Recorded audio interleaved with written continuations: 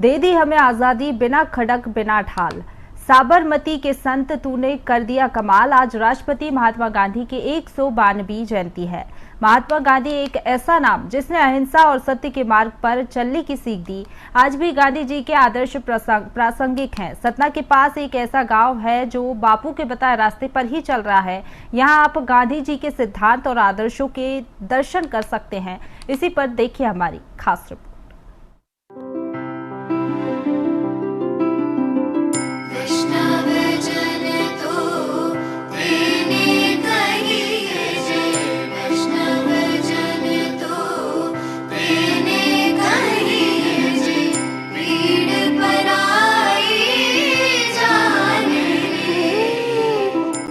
ये नजारा है सतना जिला मुख्यालय से 90 किलोमीटर दूर बसे गांव सुलखमा का।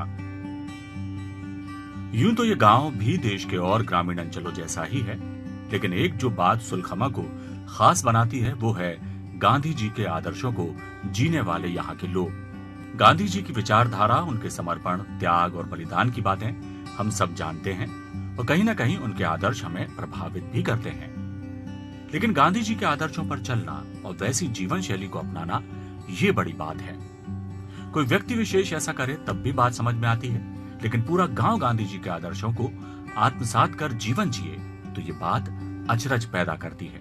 हो गया गार्डर के बाल को धुनते हैं और धुनकर फिर इसको काटते हैं, काट कर फिर बनाते हैं। हो गया से महात्मा गांधी से मिली है। हमारे सियान लोग जो थे वो कर रहे थे, उसी को देख देख के हम भी सीखे हैं। ये गांव आज भी महात्मा गांधी के सिखाए पाठ पर चल रहा है।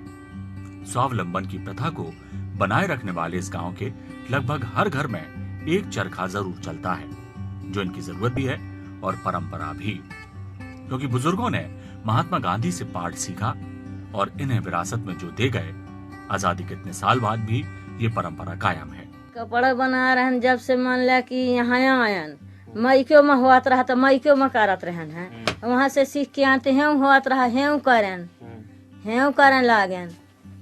तब ये बताई कि अब तो सयान हो गया, तब जब से ये लड़का जैसा तैसा रहे हुई तब से सीख लायन। सुलखमा गांव की आबादी लगभग 3500 है, जहां 2000 से ज्यादा घरों में चरखे की आवाज सुनाई देती है, या यूं कहें हर घर में चरखा चलता है। पाल जाति बाहुल्य इस गांव की ये परंपरा महात्मा गांधी के सिखाए पाठ की वजह से है।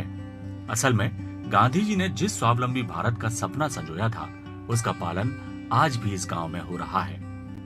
चरखे से कपड़े और कंबल बनाकर यहाँ के लोग बेचते हैं और अपनी आजीविका चलाते हैं। काम भी बटा हुआ है। चरखा चलाकर सूत काटने का काम घर की महिलाओं का होता है, जो घर के बाकी काम निपटाकर खाली बचे समय में चरखे से सूत तैयार करती हैं। इसके बाद का काम घर के पुरुषों का होता है, जो इस सूत से कंबल और बाकी चीजें बुनने का काम करते हैं। आप सुलखमा के रहने वाले? जी हाँ। क्या काम करते हैं आप? बस यही कंबल बनाते हैं। कैसे बनाते हैं? बस ऐसे ही उसको चरखा चलाते हैं। पहले बाल काटते हैं, इसके बाद उसमें कांटा रहता है छोटा छोटा, उसको सब छांटते हैं। कांटा निकालने के बाद उसको धुनते हैं, फिर वो पोना बनाया जाता है, फिर इसके बाद चरखा चलाया जाता है, तब जाके धागा बनता है। लेकिन इसे विडंबना ही कहेंगे कि आजादी के आंदोलन से लेकर आज तक इस गांव के लोग गांधी जी के बताए मार्ग पर चलते हुए उनकी परंपरा का निर्वहन कर रहे हैं। लेकिन महंगाई के इस दौर में सूत काट कर परिवार का भरण पोषण इन लोगों के लिए मुश्किल हो चला है। शिकायत इनकी बस इतनी है कि उनकी मेहनत का उन्हें वाजिब दाम मिल जाए। पीड़ा प्रशासनिक मदद नहीं मिलने से और बढ़ गई है। हम 40 साल से जब से हमारे सियान लोग करते रहे, हम भी तो हम करने लगा नहीं का। अरे नहीं हो तब का करी, बाल बच्चे तो पालने का पड़ा था, या तो कुछ रोजगार है नहीं। हम हो गया 6-7 जने होत रहन है, तो बाल बच्चे अब बेटी चली गई। ये चला रहे हैं जब से गांधी जी के यहाँ रहा, चलाते रहे, फिर हमारे सयान लोग चलावत रहे। इसके बाद अब हम पंचे कर रहे हैं। यहाँ कम से कम 12-13 जने हैं, छोटे बड़े मिलाकर। समस्याएं ग्रामीणों की कम नहीं हो रही, लेकिन बावजूद इसके ये लोग गांधी जी के आदर्शों और परंपरा को जीवित रखे हुए हैं। जरूरत इस बात की है कि महात्मा गांधी को साल में 2 बार याद करके अपने कर्तव्यों की इतिश्री समझने वालों को ये समझना होगा कि जिस गांव में गांधी जी के आदर्श बसते हैं, जहां सत्य और अहिंसा जैसे मूल्यों का पालन करना लोग अपना धर्म समझते हैं, उन लोगों के लिए कुछ तो ऐसा किया जाए ताकि ये लोग सारे जीवन मूल्य अपने आने वाली पीढ़ी को दे पाए। गांधी जी को इससे अच्छी श्रद्धांजलि शायद ही कोई और हो सकती है।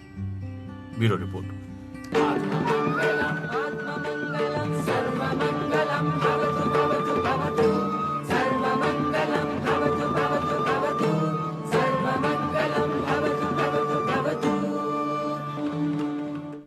केंद्रीय वित्त मंत्री